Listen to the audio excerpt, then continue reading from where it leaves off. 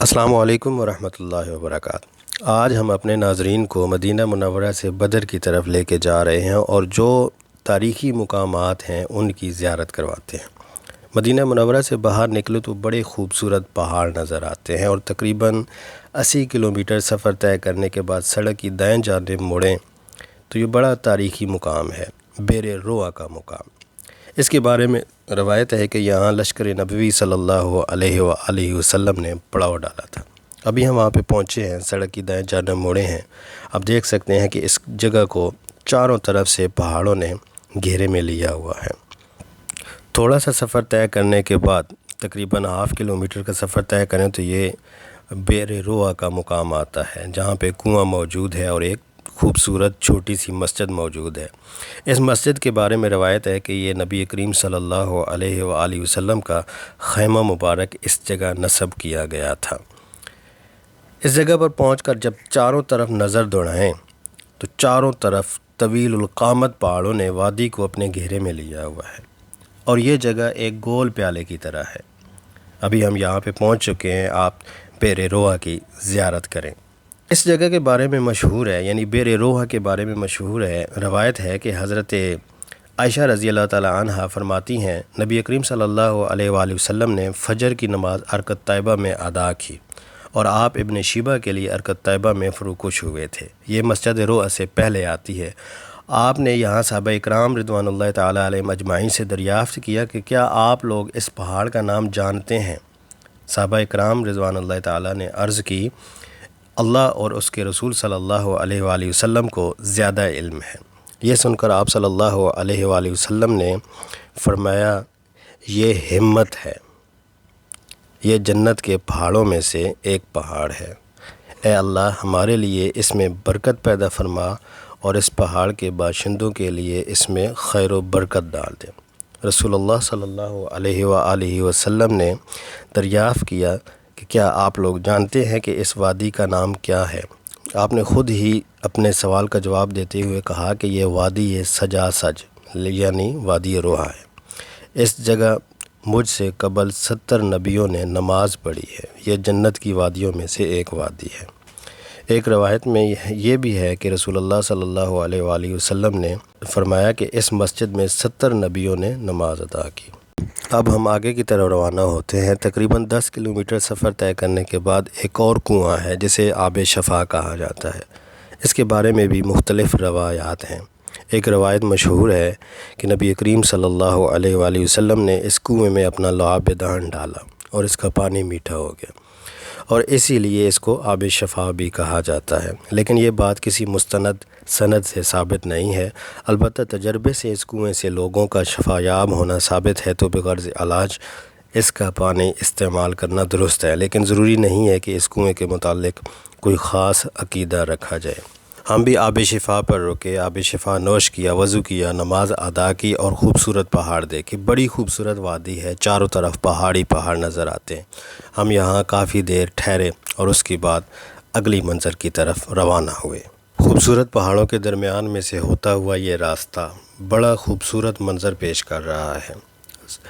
جہاں تک نظر جاتی ہے خوبصورت پہاڑ نظر آتے ہیں اور کہیں کہیں سرسبز و شاداب باغات بھی نظر آتے ہیں۔ یہ باغات کھجوروں کے باغات ہیں۔ ماشاءاللہ آپ دیکھ سکتے ہیں، بڑا خوبصورت منظر پیش کر رہے ہیں۔ خوبصورت پہاڑوں، سرسبز و شاداب باغات میں سے ہوتا ہوا یہ راستہ کچھ ہی کلومیٹر فاصلہ طے کرنے کے بعد مقام بدر سے پہلے کچی سڑک دائیں جانب مڑ جاتی ہے۔ یہاں پر عظیم سپہ سالار حضرت ابو عبیدہ بن جرح رضی اللہ تعالیٰ عنہ کا مزار اقدس ہے۔ آپ کے 2 مزارات مشہور ہیں، ایک اردن کے شہر بلقاء میں اور دوسرا ازبکستان کے شہر کرشی میں، لیکن آج آپ کو ان کی اصل آرام گاہ کی زیارت کرواتے ہیں۔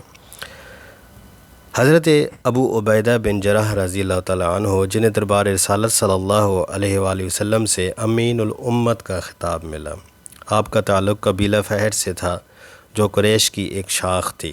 اصل نام عامر بن عبداللہ تھا۔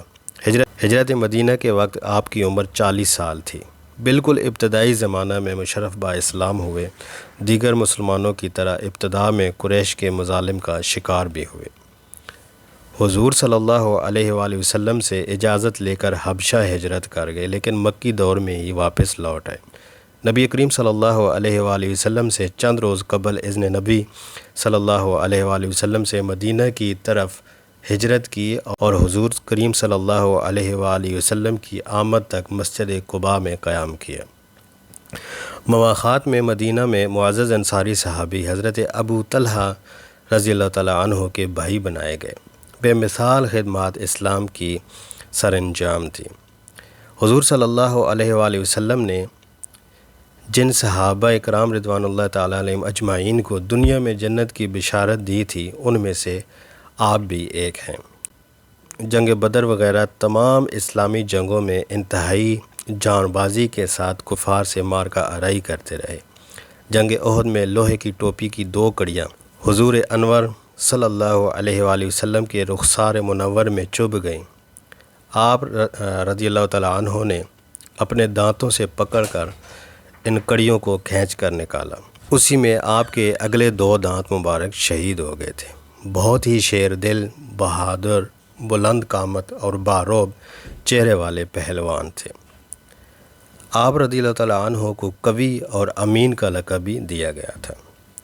آپ کی عظمتوں کا اندازہ اس سے بھی لگایا جا سکتا ہے کہ جب سقیقہ بنو سعدہ میں لوگ مسئلہ خلافت کے لیے جمع ہوئے تو حضرت ابو بکر صدیق رضی اللہ تعالیٰ عنہ نے فرمایا، میں تمہارے لیے عمر ابن الخطاب اور حضرت ابو عبیدہ رضی اللہ تعالیٰ عنہ میں سے ایک کی خلافت پر راضی ہوں۔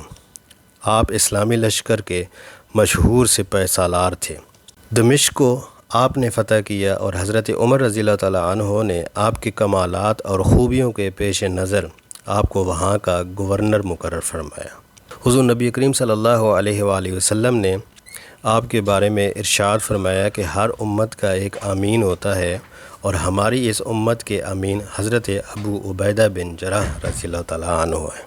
عروہ بن رویم کہتے ہیں کہ جب طاعون امواس پھیلا تو سب مسلمان دوسری جگہ چلے گئے، مگر حضرت ابو عبیدہ بن جراح رضی اللہ تعالیٰ عنہ دوستوں کے شدید اصرار کے باوجود تقدیر الہی پر صابر و شاکر رہے۔